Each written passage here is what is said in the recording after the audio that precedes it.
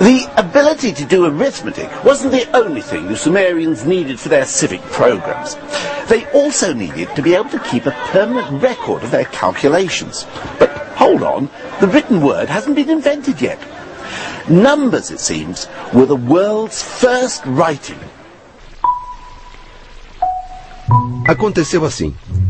Números específicos de peças eram colocados em envelopes de argila por segurança. Os envelopes eram então fechados. Mas após fechar o envelope, como você se lembraria de quantas peças ele continha? Tinha um probleminha aí. Mas espera um pouco. Pegava-se outra peça para fazer marcas no envelope. Tantas marcas quanto fossem os cones colocados lá dentro. Então, alguma mente brilhante percebeu que o envelope não era necessário. Na verdade, nem os cones eram. Bastava simplesmente fazer as marcas diretamente em um tablete de argila e pronto. Tinha-se o registro dos números. A noção de escrita havia nascido. Os matemáticos sumérios já conseguiam manter registros permanentes de seus cálculos que podiam se tornar mais complexos do que nunca. Poucas pessoas eram iniciadas nos mistérios dos números, e elas eram treinadas desde a infância. Tornaram-se uma elite poderosa e muito bem paga que até hoje nós valorizamos. Isso mesmo. O maior presente dos sumérios para o mundo foi o reverenciado contador.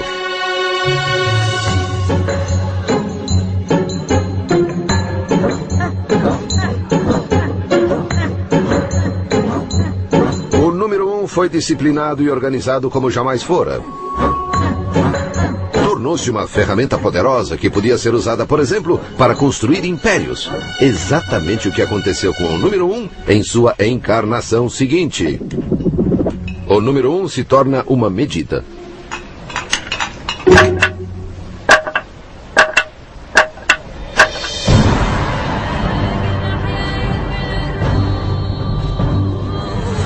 Egito, 3.000 anos antes de Cristo. Nas mãos dos sumérios, o 1 havia se tornado parte de um complexo sistema de contagem. Os egípcios iriam estender seus talentos ainda mais. Além de caminhar lentamente, não sorrir e manter-se em formação, os egípcios amavam coisas grandes. Grandes edifícios, grandes estátuas e grandes exércitos. Também criaram números realmente grandes. E o modo como eles os escreviam nos oferece um fascinante reflexo da hierarquia da sociedade egípcia. Primeiro, os números do homem comum, do dia a dia. O número 1 era representado por uma simples linha. O 10 era uma corda. O 100, uma corda em espiral. Todos humildes números para os trabalhadores. Mas então vinham os números para os aristocratas, números para impressionar. 1,000 is a lotus, symbol of pleasure. 10,000, a commanding finger. And then the number for pharaohs, a number the Sumerians never even dreamt of. 1,000,000. The sort of number only a pharaoh would need to count his prisoners.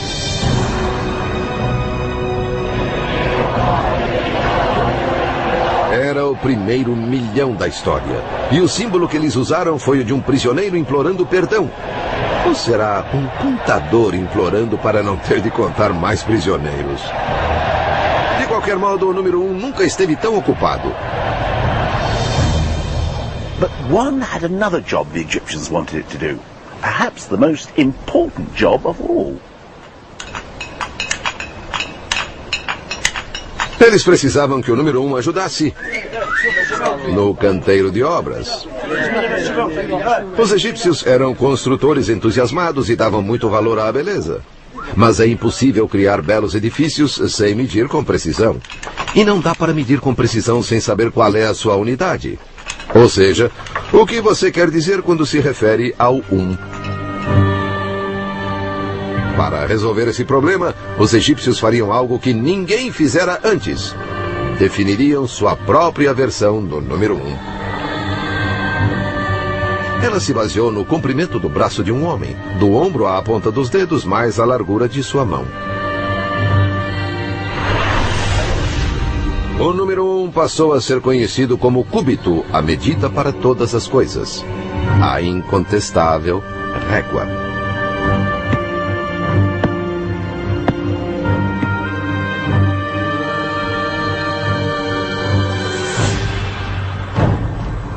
Estes uns oficiais, os cúbitos mestres, de tão importantes, eram guardados com todo o cuidado nos templos. Faziam-se cópias deles que eram então distribuídas para que em todo o império, em qualquer projeto em construção, todos soubessem o que se queria dizer com um. And with this simple measuring stick, the Egyptians were able to complete their vast construction projects with astonishing accuracy. Se o número 1 não tivesse se tornado o cúbito, algumas maravilhas do mundo poderiam ser, um pouco menos maravilhosas.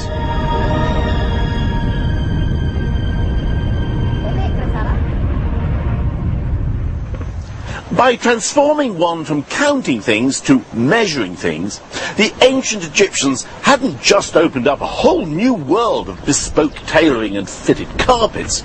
They had made one the measure of all things. One had become the ruler. But its destiny was even more special. One was about to become the essence of the universe.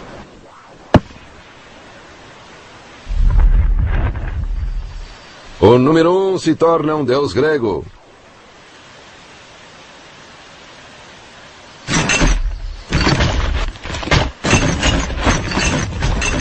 It all began about 2,500 years ago in ancient Greece, or modern Greece as it then was, because of a chap by the name of Pythagoras.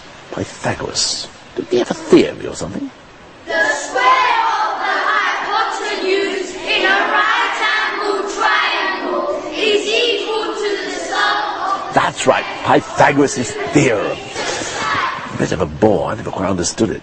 Well, actually, I think that Pythagoras was a pretty interesting bloke. Oh, yeah? He had a school in which all his pupils had to give up their worldly possessions, eat only vegetables, and swear never to touch beans. Why on earth not? Pythagoras believed that when you fart, a bit of your soul escapes. Amazing what you learn in schools nowadays, isn't it?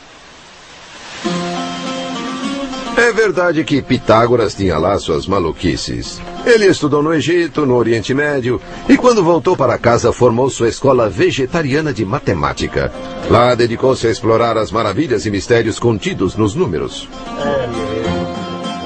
Pythagoras was the first man to come up with the idea of odd and even numbers, and he gave them sexes.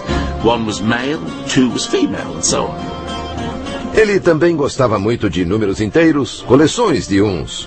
Percebeu que certos números inteiros assumiam formatos agradáveis. O 3 formava um triângulo, o 4 um quadrado, 1 mais 2 mais 3 mais 4 criavam o 10, que formava um triângulo mágico. Pitágoras também estava convencido de que o 1 acabaria ajudando a explicar uma das principais dúvidas filosóficas da época. The Greek philosophers were forever trying to find out the one thing that everything is made of. One philosopher said everything's made of fire, another air, another water. Pythagoras said that everything was made of numbers, including music. To find out what Pythagoras meant, I've come to the Waterbury Garden Centre in Oxfordshire. Oh, thank you very much. All I need now is a mathematician. Oh, I'm a mathematician. Oh, what a bit of luck. But if you want to find out about Pythagoras, music and maths, we're going to need some pots of rather different sizes. Good Lord. Pythagoras wanted to understand why certain combinations of notes sounded so beautiful and harmonious. So if we play a pot, we get a note, la. But if I combine it with the note of this pot, la, it's rather a bad combination. Let's listen to them together. Oh, yes, that doesn't work at all, does it? But if I play this pot here, la, la, that's a beautiful combination. Let's hear them together. But why is it such a beautiful combination? And the answer is mathematics. The relationship between the weights of these pots is in a perfect 1-to-2 relationship. And it's that combination of whole numbers which makes this such a nice sound. As opposed to the first pot, this is sort of a 1 to 1.264, not a nice whole number relationship, which is causing the bad sound. So Pythagoras is saying that the harmonies are combinations of whole numbers. That's right. Numbers that are collections of ones. Pythagoras realised that these whole numbers are really why things sound so beautiful, and it excited him so much he realised that really mathematics was the base of everything, that it would explain musical harmony and the cosmos, and this is why he coined the phrase the music of the spheres. So, shall we? Oh, I don't see why not, yes.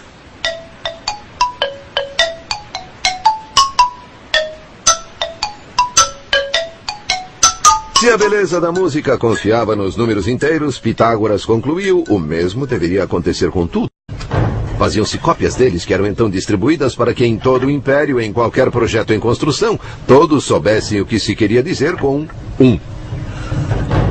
And with this simple measuring stick, the Egyptians were able to complete their vast construction projects with astonishing accuracy.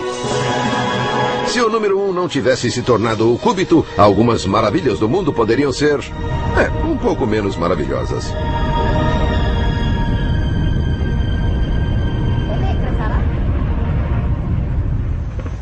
By transforming one from counting things to measuring things, the ancient Egyptians hadn't just opened up a whole new world of bespoke tailoring and fitted carpets.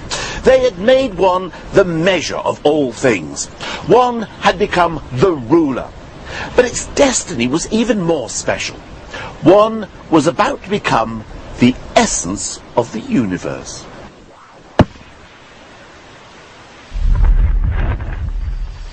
O número 1 se torna deus grego.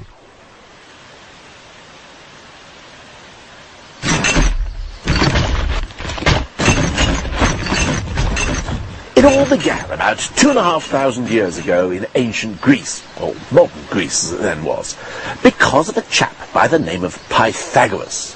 Pythagoras. Did he have a theory or something? The square of the hypotenuse in a right angle triangle is equal to the sum of... That's right, Pythagoras' theorem. A bit of a bore, I never quite understood it. Well, actually, I think that Pythagoras was a pretty interesting bloke. Oh, yeah? He had a school in which all his pupils had to give up their worldly possessions, eat only vegetables, and swear never to touch beans. Why on earth not? Pythagoras believed that when you fart, a bit of your soul escapes. Amazing what you learn in schools nowadays, isn't it? É verdade que Pitágoras tinha lá suas maluquices. Ele estudou no Egito, no Oriente Médio, e quando voltou para casa formou sua escola vegetariana de matemática. Lá dedicou-se a explorar as maravilhas e mistérios contidos nos números. Pythagoras was the first man to come up with the idea of odd and even numbers, and he gave them sexes. 1 was male, 2 was female, and so on. Ele também gostava muito de números inteiros, coleções de uns. Percebeu que certos números inteiros assumiam formatos agradáveis. O 3 formava um triângulo, o 4 um quadrado, 1 mais 2 mais 3 mais 4 criavam o 10, que formava um triângulo mágico. Pitágoras também estava convencido de que o 1 acabaria ajudando a explicar uma das principais dúvidas.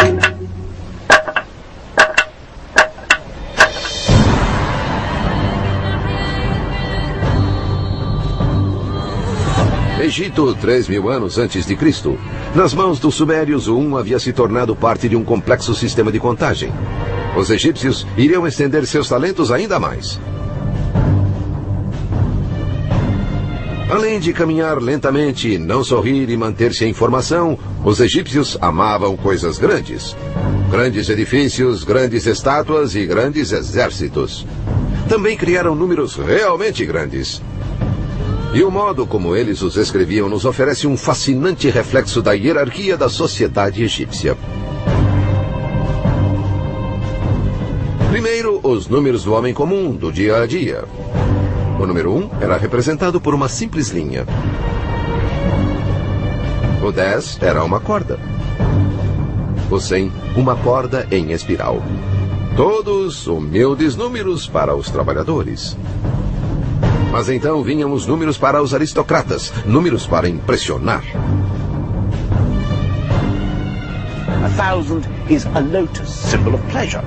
10,000, a commanding finger. And then the number for pharaohs, a number the Sumerians never even dreamt of. 1,000,000. The sort of number only a pharaoh would need to count his prisoners.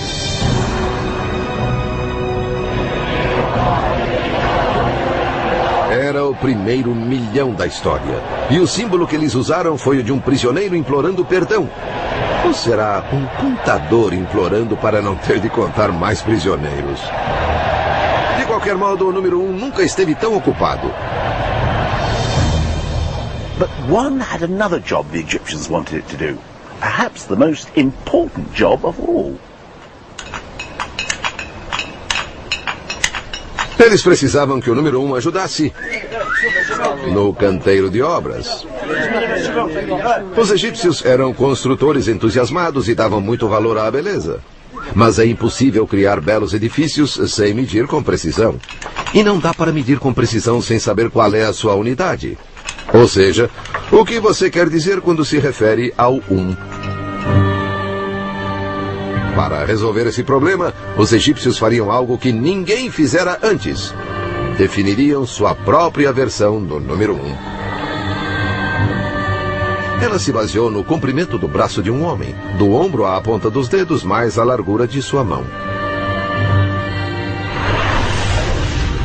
O número 1 passou a ser conhecido como cúbito, a medida para todas as coisas. A incontestável régua. Muito valor à beleza. Mas é impossível criar belos edifícios sem medir com precisão. E não dá para medir com precisão sem saber qual é a sua unidade. Ou seja, o que você quer dizer quando se refere ao 1? Para resolver esse problema, os egípcios fariam algo que ninguém fizera antes. Definiriam sua própria versão do número 1.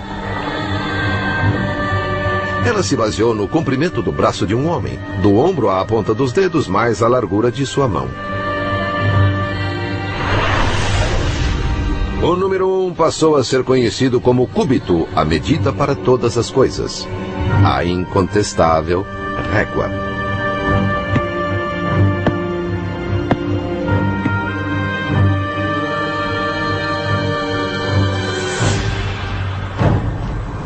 Estes uns oficiais, os cúbitos mestres, de tão importantes, eram guardados com todo o cuidado nos templos. Faziam-se cópias deles que eram então distribuídas para que em todo o império, em qualquer projeto em construção, todos soubessem o que se queria dizer com 1. And with this simple measuring stick, the Egyptians were able to complete their vast construction projects with astonishing accuracy. Se o número 1 não tivesse se tornado o cúbito, algumas maravilhas do mundo poderiam ser, um pouco menos maravilhosas.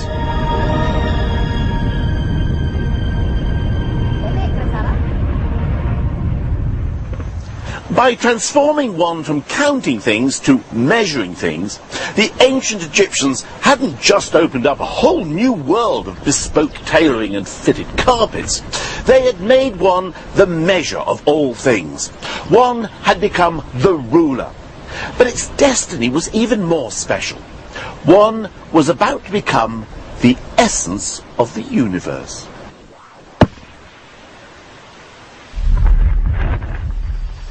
O número 1 se torna deus grego.